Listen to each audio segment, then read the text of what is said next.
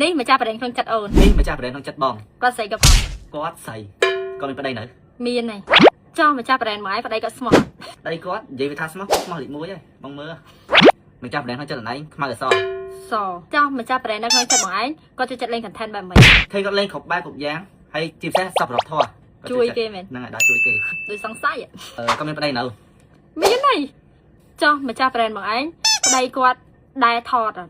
មិនសូវមែនទេជឿមួយប៉ុន្តែមួយគាត់ច្បាស់ប្តីគាត់រស់រាយអត់រស់រាយបងឯងដែរជួបគាត់នៅក្រៅអត់ជួបញឹកញាប់ដែរហើយក៏រស់រាយខ្លាំងម្ចាស់ប្រេងក្នុងចិត្តអណៃគាត់ចិត្តល្អអត់ចិត្តល្អជួយគេស្រឡាញ់កូនចៅគាត់ធ្វើប្រេងនេះគេប្រេងច្រើនហើយប្រេងគាត់គេទទួលស្គាល់ស្រុកខ្មែរគឺគេទទួលស្គាល់ហ្មងថាល្អគាត់ធ្លាប់ឲ្យកដោនអញអត់សួរយ៉ាងដឹងណាលោកមកអូដឹងបាត់ហើយដឹងបាត់មានចំណាយដឹងហើយដាក់ប្រេនមកឯងគាត់ជារឹកឬមួយក៏ជួយចិត្តនិយាយលេងសើចអញ្ចឹងណាគាត់អត់ចេះរឹកទេលេងសើចក៏មានអាច្បាស់ក៏មានម៉ាត់ច្បាស់មួយតែច្បាស់គាត់កាចអត់កាចហើយម្ចាស់ប្រេនមកឯងគាត់ចូលចិត្តបែបលក្ខណៈថា sweet ក្នុងបណ្ដាញសង្គមអត់sweet មកគេ sweet ពេលខ្លះបងចង់លើសនំឯងវិញមើលក៏ម្ដងបងមានស្នាខ្ញុំចង់បានគំរូពីគាត់ហើយយល់ហ៎អូដឹងបាត់ហើយដឹងបាត់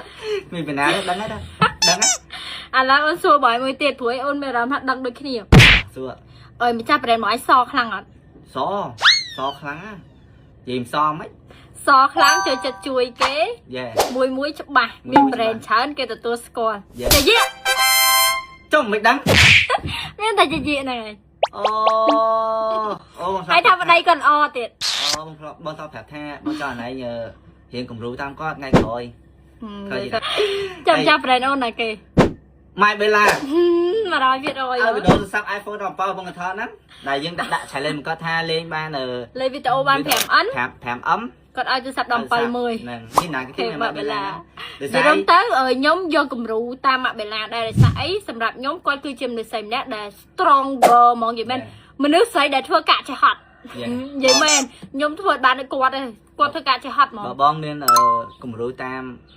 ចាយម្ចាស់ brand miss ដែលស្អីបងចង់ណៃដូចគាត់ឲ្យស្រង់ដូចគាត់ហើយចេញមក